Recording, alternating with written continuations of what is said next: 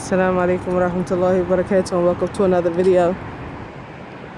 I wanted to tell you all that something I've been thinking about, that I've had to, of course, practice my own self with my own family, and that is the art of rationing. It is a lost art because we're living in a time of entitlement and abundance, and people get tricked by their current condition, thinking that they're entitled to it and it is going to stay and it should stay, and that it shouldn't change and all, to the end of that, when in reality Allah subhanahu wa ta'ala is the one who gives us every condition that we have, whether that's good health, supportive family members, the abilities to move about, to handle your affairs. Blessings upon blessings that we have, it came from Allah subhanahu wa ta'ala. And when He tests us with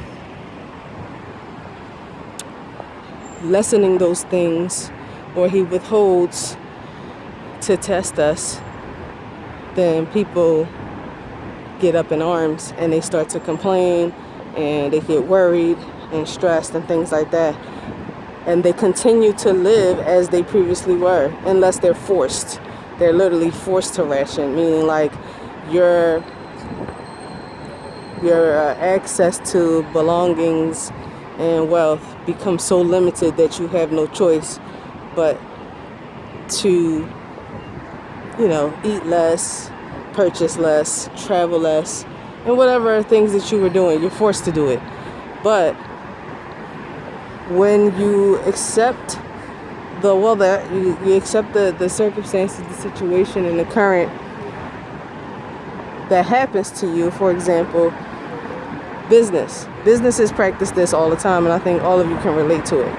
When corporations are not making as much money, they're not meeting quotas, or the quarters each year are not as successful as the previous years, they start to do what? They start to cut back on staff, right? So that's a form of rationing. They're trying to save money by cutting staffs so that they won't have to give out salaries, right? And they keep their best performing employees. So likewise, in our personal lives, rationing is something that we have been taught to do. For example, when the Prophet ﷺ and the companions, when they would go on ghazawat, military expeditions, they would have an allotted amount of food that they took along. Imagine if they just ate all of that food in their first break when they sat down. No, they would ration. They would eat portion and then, travel to their next station and then eat more. And like that, they rationed the food out because they had a certain amount. This is a skill. This is a skill that Allah has given and taught to mankind, because there will be times where things are not in abundance. They're not how they used to be.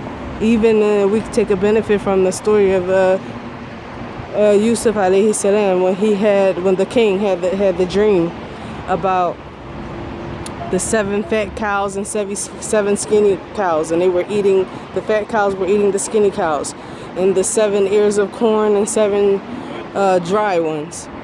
So he wanted to know the interpretation of this particular dream. And Yusuf's interpretation of the dream was that there would be 7 prosperous years that they would have abundance, and then there would be 7 difficult years. And they would the rations would be less, except for what they had preserved or stored up in the food houses. So throughout history, everyone knows that there are good times and there are bad times, and that's in any sector of life. Even whole countries have to ration. Governments, they have to ration. They have time periods where they have in abundance and other time periods where they have to cut back. So this is a skill that everyone should be practicing, even the worker, the employee. Business people know this very well, though. They know it very well because they're whether they realize it or not, they're dependent on what's given to them. They have to wait. They have to wait for Allah to provide for them. Versus the people who work, many of us get fooled because we have a consistent paycheck, and this art of rationing gets lost.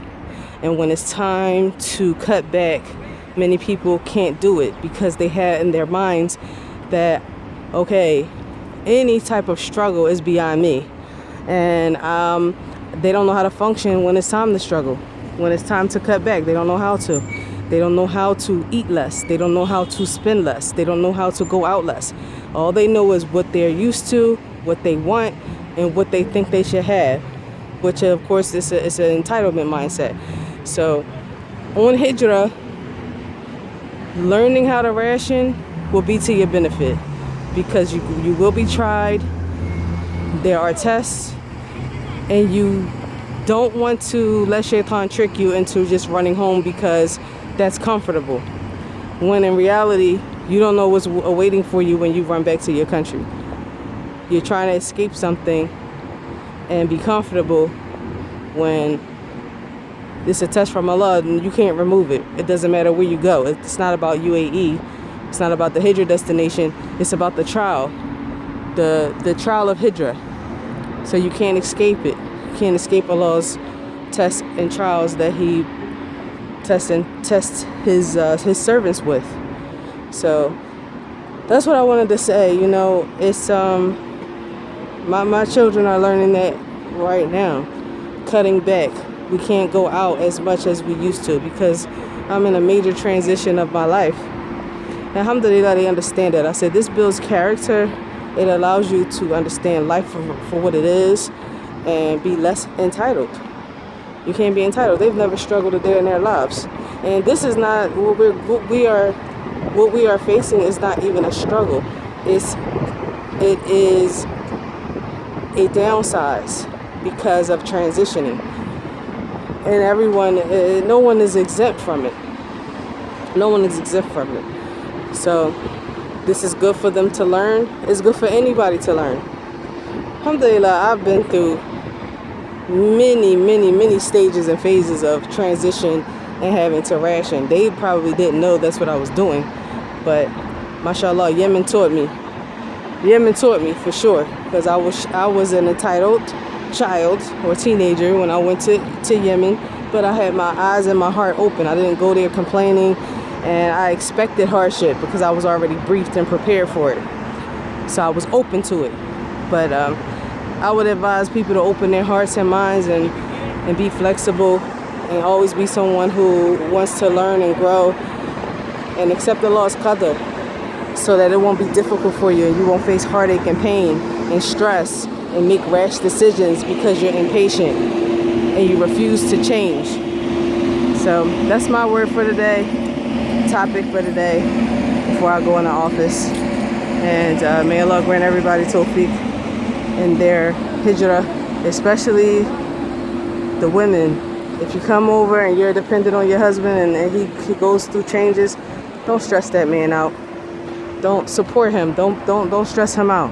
Don't say, oh, this is crazy. I'm not used to this. Struggling. Sis, Hijrah is a struggle. It's a jihad.